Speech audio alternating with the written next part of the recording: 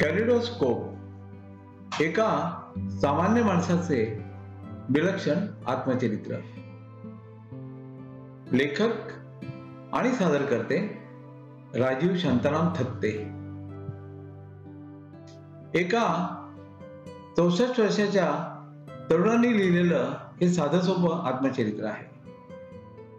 या चरित्रात तुम्हाला तुमच्या आयुष्यात येणारे अनुभव कोणीतरी सांगितले आहे असंच वाटेल. प्रत्येकाने आपले जीवन कसे गेले ते सांगण्यात तर खरी मजा आहे. त्यात जर तुमच्या आयुष्यात आगळ्या वेगळ्या अनोख्या घटना घडल्या असतील तर ते वाचकांना नक्कीच आवडेल. मी तसाच प्रयत्न केला आहे. तुम्हाला या चरित्राच्या रूपाने एका सामान्य माणसाचे विलक्षण जीवन कळावे हाच या कॅलिडोस्कोपचा उद्देश आहे. कॅलिडोस्कोप मध्ये जसजसे रंग, आकार, प्रकार बदलत जातात किंबहुना कॅलिडोस्कोप हलवताना पुढल्या क्षणी तो कोणता आकार दाखवणार आहे याचीही आपल्याला कल्पना नसते. आयुष्यही असेच क्षणोक्षणी बदलत जाते. आपण कल्पनाही केली नसेल असे प्रसंग उद्भवतात, ओढवतात. ते सारे वाचण्यातही एक वेगळीच मजा असते. दुसऱ्याचे आत्मचरित्र वाचताना आपण स्वतःचे आयुष्य कसे गेले, कसे घालवले त्याचाही वेध घेता येतो. तसा वेध घेण्याची इच्छा आपणा सर्वांना हो ही ईश्वरचरणी प्रार्थना. 15 नोव्हेंबर 2008 रोजी बाबा स्वर्गवासी झाले. त्यांचे क्रियाकर्म कुठलेच करायचे नाही असे बाबांनी आधीच सांगितले होते. पण अनिलने त्याच्या माणसांना पाठवून त्यांचे रक्षा विसर्जन नाशिकला गोदावरी किनाऱ्यावर केले. बाबांनी नाशिकला अनेक उच्च दर्जाचे आध्यात्मिक अनुभव त्यांच्या भूतकाळात घेतले होते. त्याला घरच्या सगळ्यांनी एक प्रकारे आदरांजली या अस्थि विसर्जनाने दिली असंच म्हटलं पाहिजे. बाबांच्या निधनानंतर 15-20 दिवस आई सुधीरकडेच राहिली. मी आईच्या घराला आतून रंग लावून घेतला.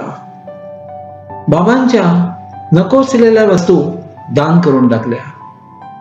बाबांचा आणि आईचा एक हसरा फोटो डेव्हलप करून आईच्या बेडरूम मध्ये लावला. संत ज्ञानेश्वर महाराजांचा गेली 50 वर्ष आमच्या घरात असलेला फोटो हॉलमध्ये लावला. मी त्याला चंदनाचा हार घातला.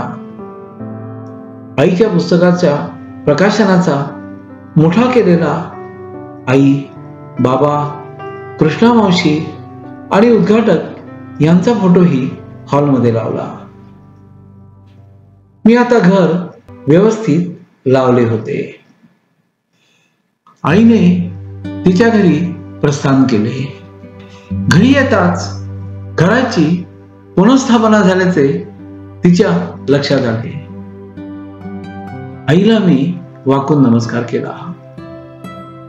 आई, आता बाबांच्या आठवणीच्या मदतीने पुन्हा सुखात दिवस काढ. पुन्हा एकदा लिखाणाला सुरुवात कर. माझी मुंबई दिनांक वेबसाईट आहे. त्यावर तुझे लेख, गोष्टी आपण देऊया. अनिल, सुधीर आणि मी केव्हाही हाक मार. तुझ्यासाठी हजर असू. आता जाऊ मी म्हणालो. आईने एकदा सारे घर बघितले. बाबांच्या फोटोला नमस्कार केला. आई पलंगावर बसली.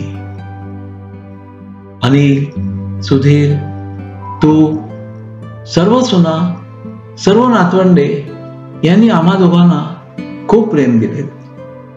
आपुलकीने बाबांचे केले, माझेही केले.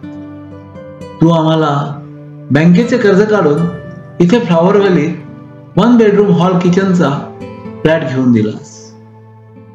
मी बाबांचे आजारपणात मनापासून 8-10 वर्ष गेले. 1-2 वर्षाचे बाळच मी जणू पुन्हा वाढवत होते.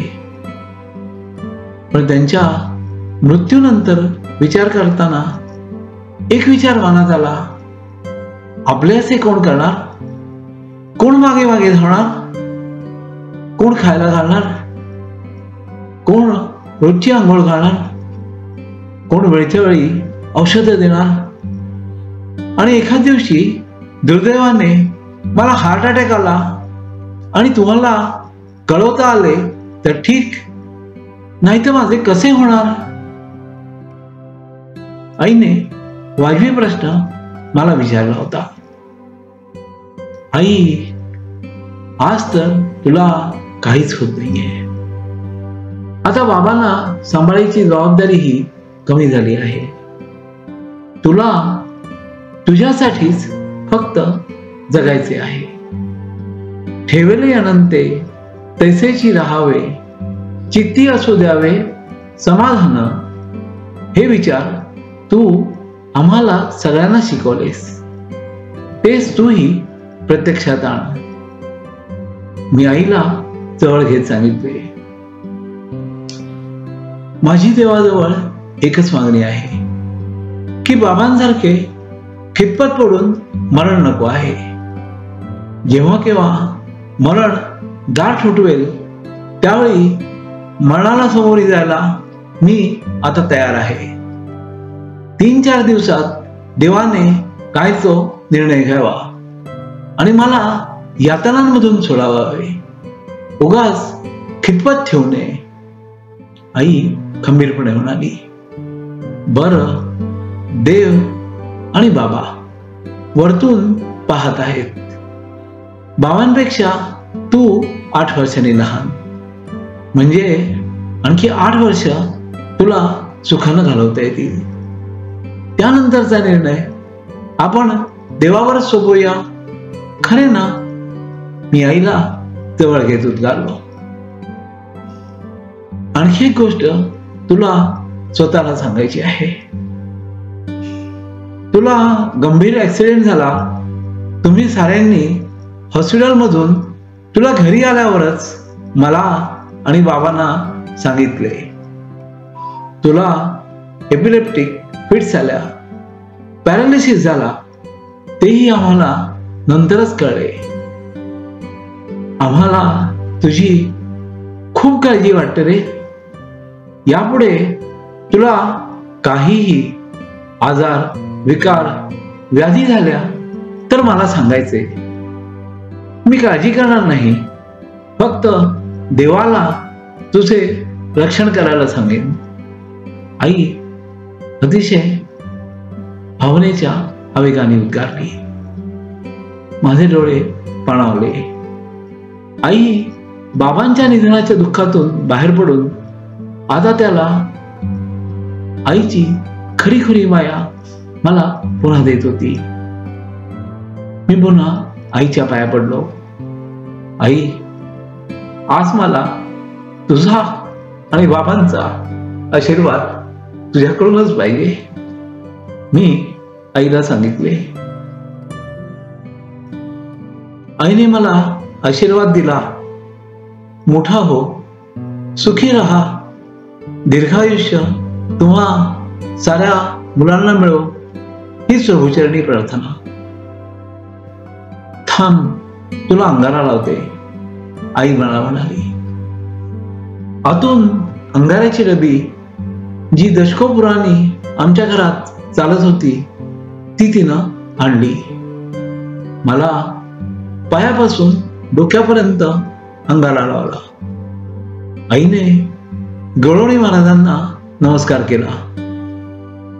आई, आता मी निघू? मी विचारले. काळजी करू नकोस, काळजी घे, आईने मला हसत हसत सांगितले.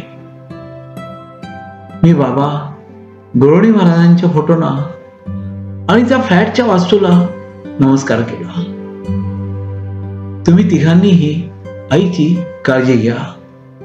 मी तिघांनाही विनंती केली आणि त्या तिघांनीही तसाच तो म्हटल्याचा मला भास झाला. मी पुन्हा माझ्या कामासाठी आईच्या घराबाहेर पडलो.